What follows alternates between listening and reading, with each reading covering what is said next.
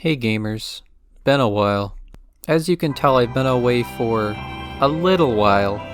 I want to start by saying thank you for all the comments and views on the last two videos. It kind of freaked me out a little bit. Anyway, all that out of the way, now let's get back to the reason why you clicked on this video.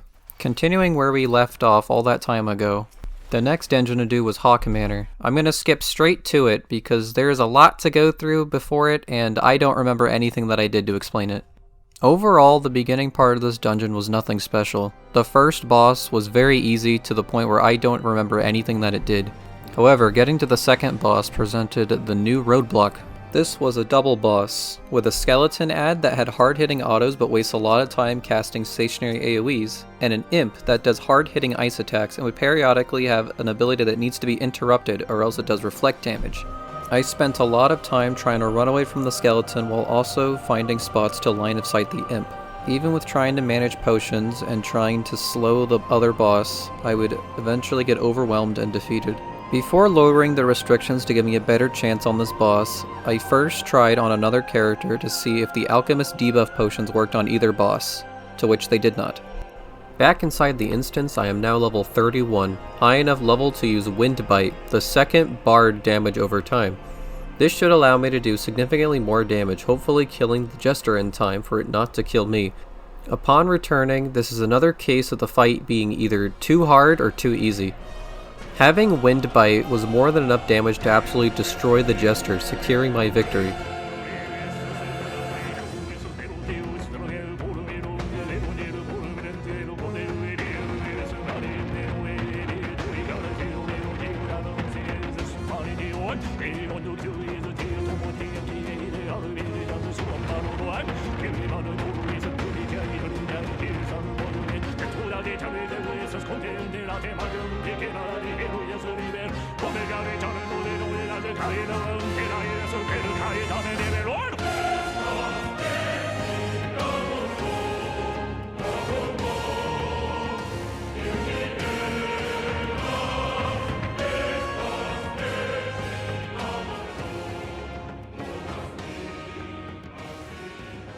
The main obstacle destroyed, it was the final boss.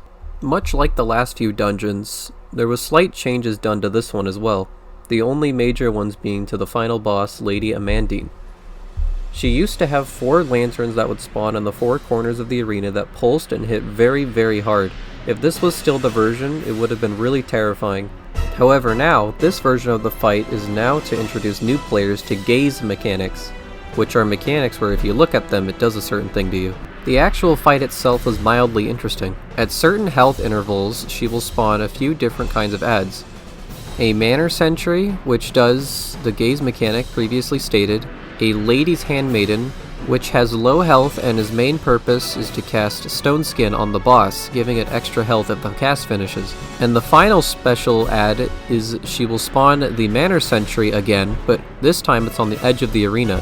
The boss herself will then teleport next to the ad and force march you towards it in an effort to trick you into looking at it when the cast finishes. After she cycles through these 3 mechanics, she will then cast a Tank Buster that is thankfully interruptible. Seeing how this is everything she does and I've survived all of it, that means this fight is more than doable. With proper potion management, the final boss of Hawk Manor goes down with no issues. Another dungeon scratched off the list. Now out of the dungeon, I wanted to get some random things done. One of these being ranking up my Grand Company.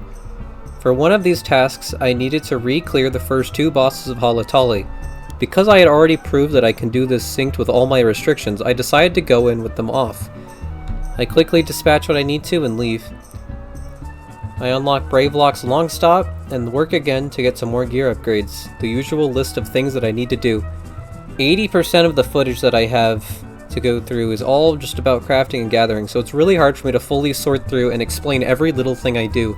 I gathered mithril so I can make new jewelry, gathered a lot of flax for yarn that's needed for way too much to even list, made some random crafter and gatherer upgrades, massacred a whole lot of boars for their hides, and finally went back to that snowy wasteland for hippogriff snoo. All of these items acquired, I make myself the gear and jewelry for Brayflox. I get to 39 using hunting log and equip the new jewelry and take my first shot at the next dungeon. Brayflox long stop is easily the hardest dungeon so far, and it's not even close. Right away I was feeling really worried. This pack of 3 mobs at the very beginning had a ranged mob that actually killed me. Clearing the first area and grabbing the key starts the first boss encounter, the Great Yellow Pelican. This boss on its own would be not much issue, however, it constantly spawns 3 adds. Its spawning adds is not health gated, it's set on a timer that feels like to be about a minute. The boss starts with 3 of them. These mobs have low health, but inflict a poison dot that stacks. They are very easy to single target down, but usually one of them gets their stack of poison on me. It's very manageable to heal through even with the main boss autoing me constantly. With proper potion management and taking advantage of bind when there are no adds was absolutely essential to winning. The attempt that cleared took absolutely forever. Any major hiccup with the adds could result in a restart. After a long stressful fight, it goes down.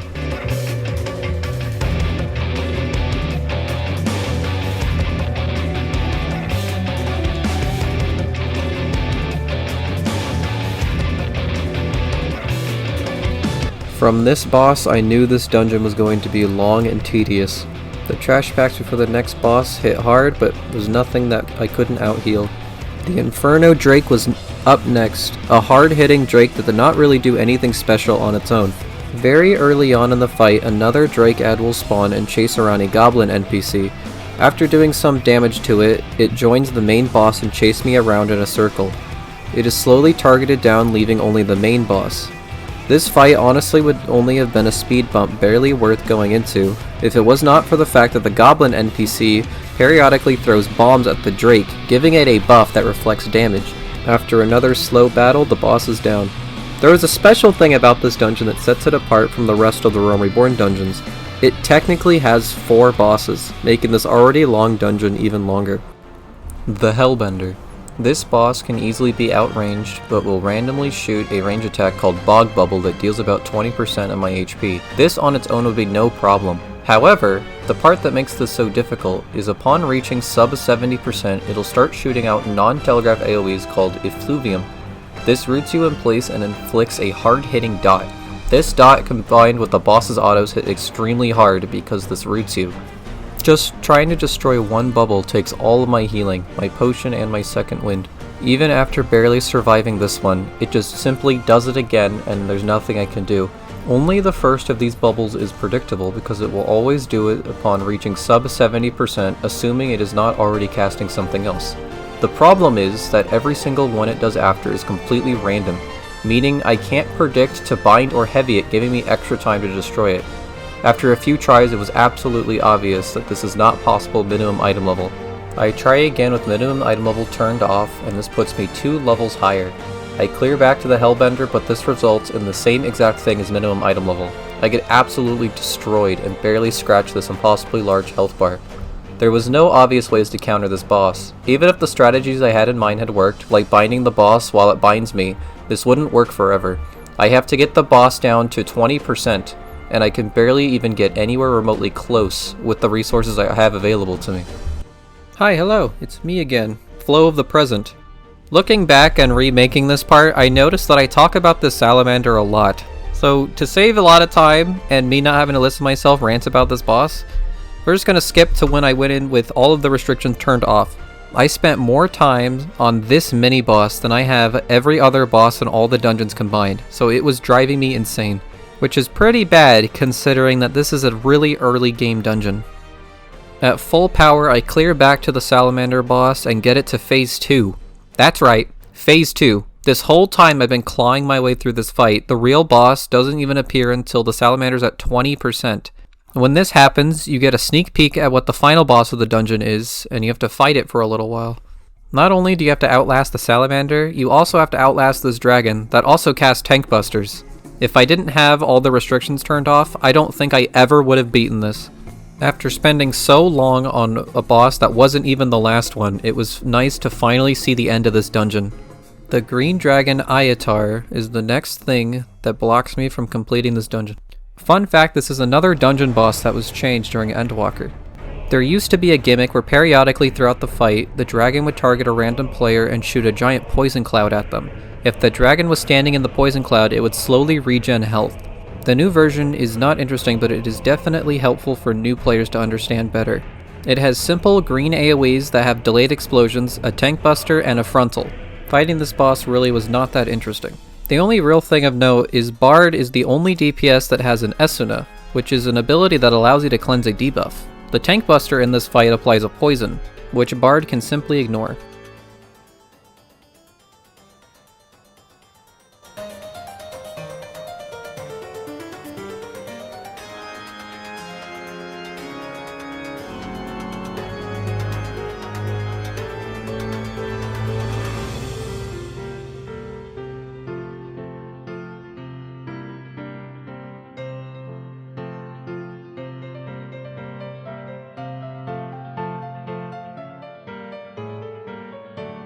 With everything being laid out, this boss was no problem. I am finally free from my eternal prison of Brayflox Longstop.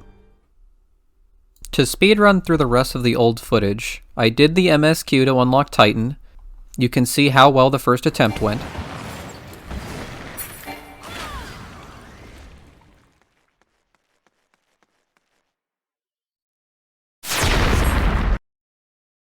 And in between everything I was doing this whole time, I was attempting Palace of the Dead and got through the first 30 floors. There was not really anything super interesting with the early floors, aside from me having an extremely close call on the floor 30 boss. And now, here we are, almost a full year later. The first thing I did was the usual, craft the random shopping list of items for the deliveries. And as per usual, the item needed to level up Culinarian is just not worth the hassle. Just as an example, let's talk about the item needed right now, the cheese risotto. To craft this item, you need to gather rice, onions, alpine parsnips, and fairy apples. Then you need to buy 2 different items from 2 different NPCs. I can't wait to have to do this to make food that's actually useful later. With that done, I have a few options on what I can do right now. I can attempt Sunken Temple of Quarn, which is an optional dungeon, Titan, which as you saw is a no-go, or Palace of the Dead. I decided to do the latter. Reviewing the old footage of me doing Palace, I realized that leveling my Aether pool should be a top priority. I decide to use the other save file, because you get 2 for Palace, and redo the first 10 floors as Archer. While doing this, I realized there's something I can do to make this a better use of my time. I have a strong feeling that my time on Bard won't last forever. So to benefit more from redoing these floors, I unlock Arcanist in the off chance that maybe Summoner or Scholar can do things that Bard can't. Palace of the Dead was Final Fantasy's first of 3 deep dungeons. It has its own independent leveling system, and this content was released in Heavensward. The reason why this is significant is because there is a lot of items I can get early. It also has achievements unique to them where it incentivizes you to clear them solo. Couldn't be any more of a fitting goal for this character. Deep dungeons are also a great source of potions. This means that me crafting them is not the only source of them. What's supposed to make this difficult solo is you are essentially doing group content by yourself. As you can imagine, this character is used to doing this kind of thing. Every chapter is split up into 10 floors, with the first 9 being filler floors. Every floor you need to defeat enough enemies until the teleporter activates for you to go on to the next floor. And there are incentives to clear out the entire floor. There are chests that come in 3 different kinds. Bronze chests that give random items like Phoenix Downs, which are completely useless. Silver chests, which have a high chance of leveling up your Aether pool, which is essentially a metric of how much damage you take and deal from monsters. This is because gear does not matter in any way. And finally, gold chests.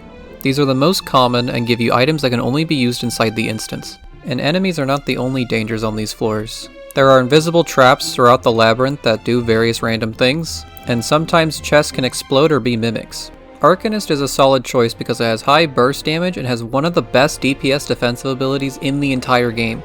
Radiant Aegis is an ability to which your carbuncle gives you a shield for 30 seconds on a 1-minute cooldown. Because I don't have any sustaining potions, this shield and potions are my only line of defense. The boss on floor 10 hits decently hard but suffers the same weakness as most bosses do. They like to stand around and cast things and do absolutely nothing. A very boring and not very noteworthy boss. Floors 11 to 19 are much more of the same, only difference being that the enemies just have a little bit more health. The floor 20 boss proves that Radiant Aegis is really good. Right away I realized I need to be very careful with this boss. It goes through phases of hitting me with non-telegraph tank busters, and another phase where it goes to the edge of the arena and starts targeting you with AoEs and spawns 2 ads that need to be taken out immediately. Even though this boss was nothing I haven't handled in a dungeon, it makes it a lot scarier because dying means I have to restart. Crisis averted, it was on to floors 21 to 30. These set of floors were much more sketchy. The first enemy to actually do a lot of damage was the Spriggan because it does high magic damage. If they last too long, they will drain me of all of my defenses. Speaking of the Spriggan, there was one very close call on floor 26 that while I was fighting when another mob pathed into me. It was during this floor set I realized I'm still an Arcanist. This means that past level 30 I get no more new abilities, and on top of that I don't even have the roll abilities. That means no Swift Cast and no Addle.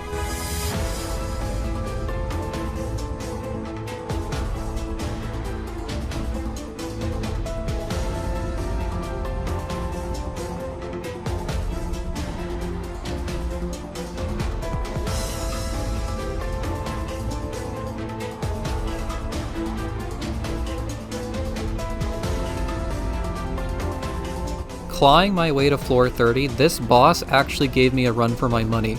It lasted a long time and I was really suffering from not having Lucid Dreaming unlocked. Arcanists and Summoners usually don't need to worry about their mana, but me constantly spamming my healing ability drained me of my mana. This made it so I had to fully rely on abilities that did not cost any mana. I'll leave you here with the full fight.